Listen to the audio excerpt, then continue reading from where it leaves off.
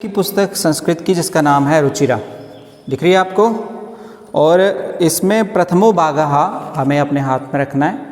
अभी हम इसी को पढ़ने जा रहे हैं और ये कक्षा 6 की पुस्तक है और इसमें पाठ संख्या 5 पंचम पाठः, ठीक है, पंचमः पाठः, इसको पढ़ेंगे।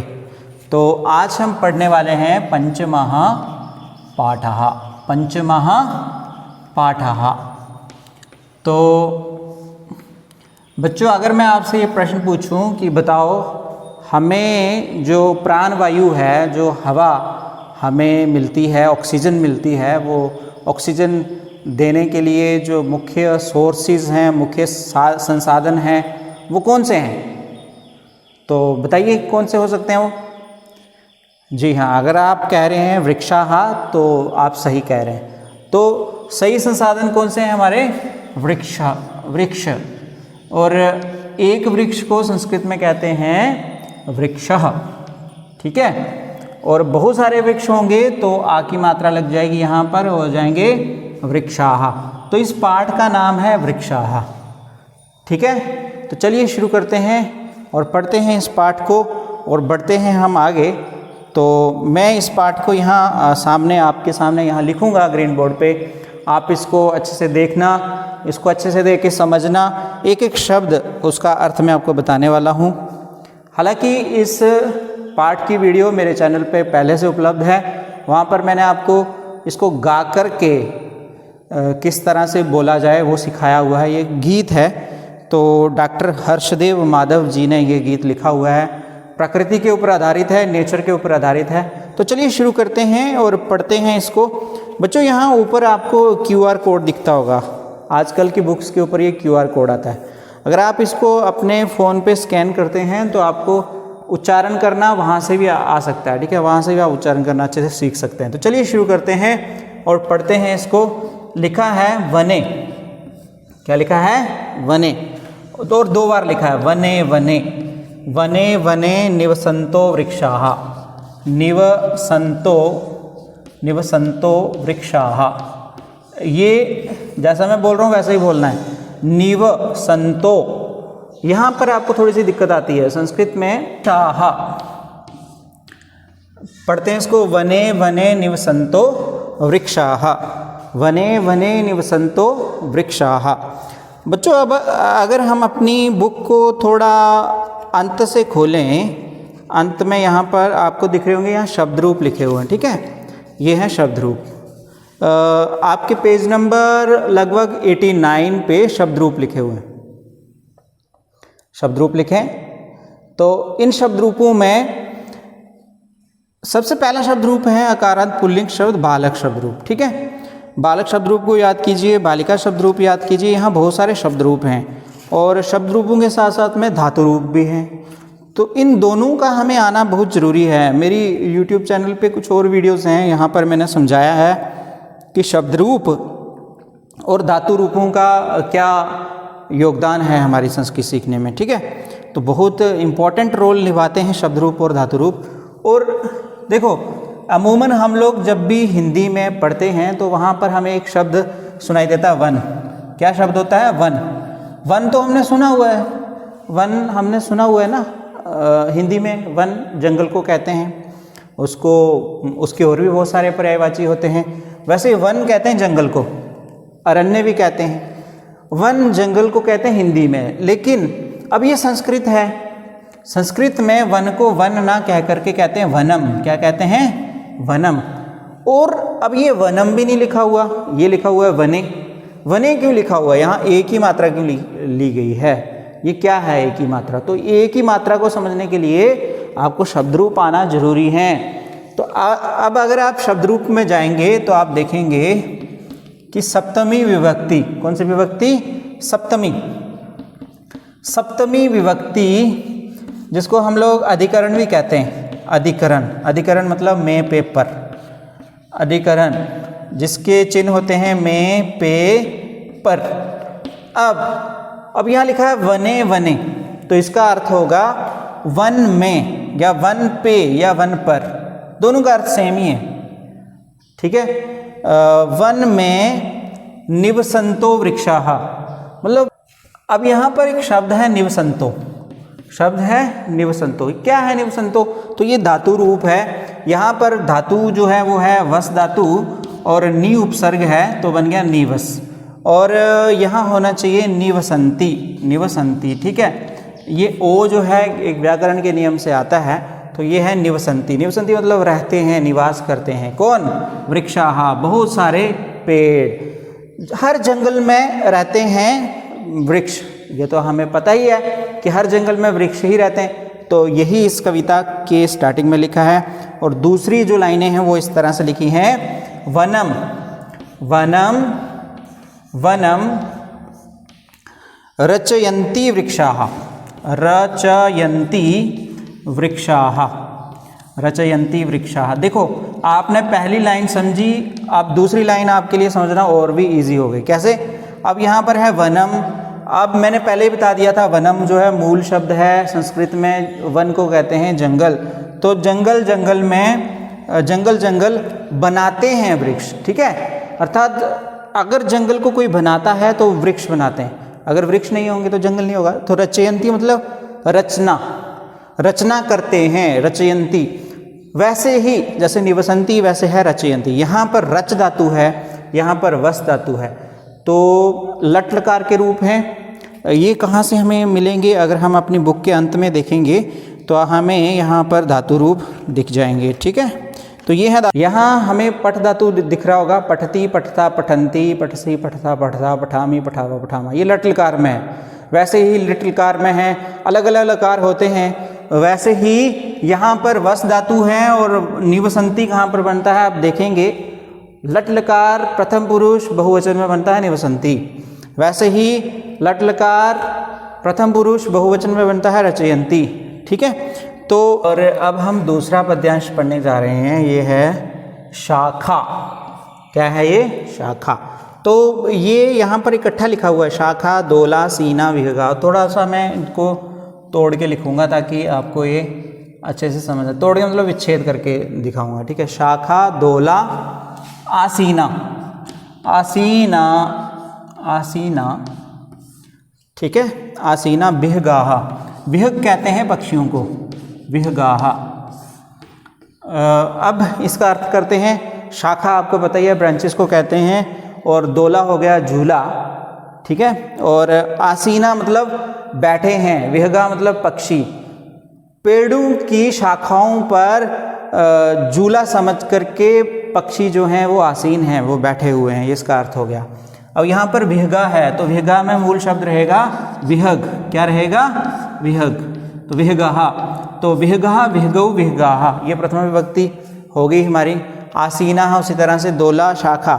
और उसके बाद तैहि, तैहि, तैहि किमपि, किमपि इस तरह से होगा, किम प्लस अपि, किम अपि, तैहि किमपि कूजन्ति वृक्षाः, तैहि, तैहि किम अपि कूजन्ति वृक्षाः। उनके द्वारा कुछ भी गाया जा रहा है, या कूजंती मतलब कूक मारते हैं पक्षी, तो उस कूक से कुछ भी गाया जा रहा है वृक्षाः पर। तो तैहि किम अपि कूजन्ति वृक्षाः, कुछ भी, किम अपि कुछ भी, तैहि मतलब उनके द्वारा। ठीक है, सा तौ ते, उसके बाद तम तौ तान, तेन ताभ्याम तैहि। तृतीय विभक्ति बहुवचन में अगर हम तत्शब्द रूप पढ़ते हैं तृतीय विभक्ति बहुवचन में हम लोग इसको सीखते हैं तैहि। वैसे ही किम शब्द रूप होता है, अपि अव्यय है, और कूजन्ति वृक्षा मतलब कूकते हैं वृक्ष, वृक्ष। तैहि किमपि कूजन्ति वृक्षाः। तो ये था हमारा दूसरा पैराग्राफ। पीबन्ति, पीबन्ति मतलब पी रहे हैं, पिब धातु है यहाँ पर। पीबति, पीबतः, पीबन्ति, लट लकार प्रथम पुरुष बहुवचन, पिबन्ति पी रहे हैं। पवनम, पवन कहते हैं हवा को। पवन पुत्र आपने सुना होगा, पवन पुत्र कौन है? हनुमान जी। तो पवनम हो गई हवा। संस्कृत में पवनम कहते हैं हवा को। ठीक है, ये नपुंसकलिंग शब्द है। पिबन्ति पवनम जलम, जलम कहते हैं जल को, पानी को, और ये भी नपुंसकलिंग शब्द है, प्रथमा विभक्ति एक वचन। संततम, संततम हो गया लगातार, लगातार, ठीक है। पिबन्ति पवनम जलम संततम, हवा लगातार पीते हैं और जल भी जो है लगातार पीते ही रहते हैं। इनका ये नहीं है कि आज प्यासे रह जाएंगे, नहीं, हर दिन पीते हैं, कहीं ना कहीं से ढूंढ के पीते हैं। पिबन्ति पवनम जलम संततम। अब यहाँ पर शब्द है पवनम, आप जब प्रश्नोत्तर करेंगे तो वहाँ पर आपसे इस तरह से पूछा जाएगा, ठीक है, ऐसे होगा वहाँ पर, पवनम, पवनम डैश पवनानी, ठीक है। तो क्या आएगा यहाँ पर, पवनम पवने पवनानी। वैसे ही जलम में आएगा जलम जले जलानी। तो ये थोड़े से आपको प्रश्नोत्तर भी यहाँ सीखने को मिल रहे हैं। अब आगे चलेंगे। साधु जना, यहाँ लिखा है साधु जना, साधु जना। बच्चों मैं आपको बताना चाहूँगा हमारे इस चैनल पे ऐसी बहुत सारी वीडियोस हैं जो आपके लिए बहुत इम्पॉर्टेंट हैं, वो क्वेश्चन पेपर के रिगार्डिंग हो या आपके आंसर के सॉल्यूशंस के रिगार्डिंग हो, सभी जो वीडियोस हैं इस चैनल पे उपलब्ध हैं। अगर अभी तक हमारे चैनल को आपने सब्सक्राइब नहीं किया तो चैनल को सब्सक्राइब कर लें और बाकी बच्चों तक भी भेजें ताकि वो भी देखें इसको, और ये वीडियो अंत तक देखना ताकि आपका ये कंसेप्ट क्लियर हो। साधु जना इव सर्वे वृक्षाः, सर्वे मतलब सभी, वृक्षाः साधु जना इव। साधु, साधु मतलब जो महान लोग होते हैं, जो लोग कुछ आपसे नहीं चाहते, ऐसे लोग, साधु जना इव, साधु जनों के जैसे, सर्वे वृक्षाः सभी वृक्ष जो हैं वो साधु महात्माओं संतों की तरह होते हैं, ठीक है, जो आपसे कुछ नहीं चाहते। इव होता है, ये इव भी क्या है, अव्यय है, और पहले वाली हमने जो पद्यांश था उसमें अपी पढ़ा था, वो भी अव्यय था। इव होता ही, ठीक है, साधु साधु जैसे ही, सर्वे सभी, वृक्षाः मतलब वृक्ष हैं। तो चलिए इसके बाद हम लोग अब पढ़ेंगे स्पृशन्ति। स्पृशन्ति मतलब स्पर्श करते हैं, ठीक है, टच करते हैं। पादैहि, पाद कहते हैं, पाद कहते हैं किसको, पाँव को। पादैहि क्या हो गया, पाँव से, ठीक है, पाँव के द्वारा। पातालम च, पातालम पाताल, ठीक है, पातालम च। जैसे आकाश सबसे ऊपर दिखाई देता है, वैसे धरती के नीचे जो ना दिखाई देने वाली चीज़ है वो पाताल कहलाती है, ठीक है। वैसे ही है स्पृशन्ति पादैहि पातालम च। ये च भी अव्यय होता है, जिसको मैं आपको पहले वाली वीडियोस में भी बता चुका हूँ। चा का इंग्लिश में अगर हम अर्थ करें तो चा को एंड कहते हैं, और हिंदी में और, तथा, एवं, ये सब कहते हैं, ठीक है। यह है चा का अर्थ, ठीक है। स्पृशन्ति पादैहि पातालम च, स्पर्श करते हैं चरणों से पाताल को, स्पर्श करते हैं चरणों से पाताल को, अर्थात उनके पांव इतने अंदर तक चले गए होते हैं कि वो पाताल को भी स्पर्श कर लेते हैं जाकर के। और सिर्फ पाताल तक ही नहीं बल्कि नवः, नवः शिरस्सु, नवः शिरस्सु, नवः शिरस्सु वहन्ति वृक्षाः। वहन्ति, वहन्ति मतलब लेकर के रखना सर के ऊपर किसी को। तो नभ को, आकाश को सिर पर, वहन्ति वृक्षाः सिर पर उठाते हैं वृक्ष। ऐसा लगता है ना, जब आप कहीं दूर पहाड़ों पे पेड़ों को देख रहे होते हैं तो आपको ऐसा लग रहा था जैसे पेड़ों ने आकाश को उठा रखा हो। तो यही यहाँ पर कवि ने बताने की कोशिश की है कि नवः शिरस्सु, आकाश सिर पर उठाते हैं वृक्षाः। तो ये था हमारा चतुर्थ पद्यांश। उसके बाद पयो दर्पणे, पयो, पया जो है वो जल का पर्यायवाची है, दूध का भी पर्यायवाची है। तो यहाँ लिखा है पयो दर्पणे। दर्पण, दर्पण किसे कहते हैं, शीशे को, मिरर को। तो पयो दर्पणे, यहाँ पर भी एक ही मात्रा आ रही है, जैसे स्टार्टिंग में वने में आई थी, तो यहाँ सप्तमी विभक्ति एक वचन। पयो दर्पणे अर्थात पानी के शीशे में, दर्पण में, मिरर में स्व अपना प्रतिबिंबम, प्रतिबिंबम मतलब चेहरा। जब भी हम लोग शीशे में देखते हैं तो हम अपना प्रतिबिंब देखते हैं उसमें, प्रतिबिंबम। प्रतिबिंबम को शैडो भी कह सकते हैं, और प्रतिबिंबम हो गया हूबहू वैसा ही दिखने वाला हमारा चेहरा, प्रतिबिंबम। जल रूपी मिरर में अपना प्रतिबिंब देखते हैं। कौतुकेना, कौतुकेना, कौतुकेना, यहाँ पर तृतीय विभक्ति एक वचन। अगर बालक शब्द पढ़ेंगे तो वहाँ आपको पता चल जाएगा। कौतुकेना, कौतुकेन पश्यन्ति वृक्षः, पश्यन्ति मतलब देखते हैं, कितने, बहुत सारे हैं, इसलिए पश्यन्ति वृक्षाः। वृक्ष जो हैं अपने चेहरे को पानी के मिरर में देखते हैं, अपने प्रतिबिंब को आश्चर्य से, कौतुक से देखते हैं वृक्ष। तो ये था हमारा पंचम पद्यांश। प्रसार्य मतलब फैलाकर, ठीक है, प्रसार करना, प्रसार आपने सुना ही होगा, प्रसार भारती। तो फैलाकर, प्रसार या फैलाकर, स्वच्छाया, स्व फिर उसके बाद स्वच्छाया, छाया मतलब छाया ही होती है, जो शैडो हम देखते हैं वही वैसी छाया। प्रसार या स्वच्छाया। संस्तरणम, संस्तरणम हो गया बिस्तर, संस्तरणम, संस्तरणम बिस्तर, ठीक है। अपनी छाया, अपनी बिस्तर रूपी छाया। जब भी हमारे घर में कोई अतिथि आता है तो हम उसके लिए बिस्तर लगाते हैं, बैठने के लिए कोई स्थान देते हैं, वैसा ही अपनी बिस्तर रूपी छाया फैलाकर कुर्वन्ति, कुर्वन्ति मतलब करते हैं। क्रीडातु प्रथम पुरुष बहुवचन, कुर्वन्ति, करोति कुरुतः कुर्वन्ति। तो कुर्वन्ति सत्कारम वृक्षः, सत्कारम, सत्कारम मतलब उनका रिस्पेक्ट करना, सत्कारम वृक्षः। तो सत्कार करते हैं कौन? वृक्षः। कैसे करते हैं सत्कार? प्रसार्य स्वच्छाया संस्तरणम,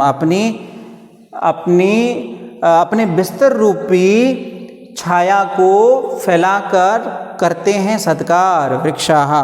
तो ये जो कविता है ये लिखी है डॉक्टर हर्षदेव माधव जी ने। ये नाम भी आपको, हर्षदेव माधव, इन्होंने इस गीत को लिखा है। ये गीत जो है किस तरह से गाया जाता है, मेरे चैनल पे इसके गायन के स्वर भी हैं, आप वहाँ जाकर के देख सकते हैं, इसको गुनगुना सकते हैं। और आप अपने आसपास के जंगल में जाकर के कुछ इस गीत को गुनगुना सकते हैं। वहाँ पर आप कुछ एक शब्दों को समझ सकते हैं, लाइव समझ सकते हैं, प्रैक्टिकली समझ सकते हैं। वृक्षाः हम क्यों कहते हैं? एक वृक्ष के पास जाइए उसे कहिए वृक्षाः, दो के पास जाइए वृक्षौ। बहुत इस तरह से आप 3 पेड़ दिखेंगे तो उसको आप कह सकते हैं वृक्षाः। तो अगर हम पूरे इस पाठ को देखें तो आप जंगल में जाइए, महसूस कीजिए किस तरह से पवन और पानी को वृक्ष जो है वो जलम संततम जो है पिबंती, ते पिबंती। और साधु जना इव सर्वे वृक्षाः किस प्रकार से हैं, साधुओं की तरह किस तरह से हैं। आप अगर पेड़ों के नीचे जाके बैठते हैं तो क्या पेड़ आपसे कुछ उसका टैक्स लेते हैं, कुछ आपसे उसका मूल्य लेते हैं कि आप हमें ये दीजिए तब हमारी छाया में बैठिए? नहीं लेते। वैसे ही आप उसके पेड़ से फल तोड़ते हैं तो वो फल का कुछ लेते हैं, कुछ नहीं लेते। जंगल की बात कर रहा हूँ, आप जंगल में जाते हैं तो आपको इस तरह से साधुओं की तरह वृक्ष दिखेंगे। और कैसे देखो, हमने अंत वाले पद्यांश में पढ़ा कि वह अपनी छाया रूपी बिस्तर को बिछाते हैं। आप देखिए जाके पेड़ों की छाया। जब भी गर्मियों में हम लोग घर से बाहर निकलते हैं तो बहुत गर्मी लगने पर हम पेड़ के नीचे खुद व खुद ही चले जाते हैं। हमें पेड़ ने नहीं बुलाया, तो उनका कोई इसके पीछे स्वार्थ नहीं है कि कोई मेरे नीचे आके बैठेगा और उसकी छाया को ग्रहण करेगा। तो बहुत सुंदर पाठ है। पंचमः पाठः था वृक्षाः। अगर आप हमारे चैनल पे नए हैं तो चैनल सब्सक्राइब कर लें, और इस वीडियो को अंत तक देख करके ये आपको कैसी लगी आप नीचे लाइक का बटन दबाएं और इसको शेयर करें। और उम्मीद है कि आप अभी तक हमारे चैनल के साथ जुड़ गए होंगे। आपके रिप्लाई का मुझे इंतज़ार रहेगा। नीचे रिप्लाई सेक्शन में जाकर के आप कमेंट में अपना कमेंट जो है वो लिख सकते हैं। और आप किस तरह से वीडियो बनानी चाहिए वृक्षा के ऊपर वो सजेशंस भी दे सकते हैं। धन्यवाद।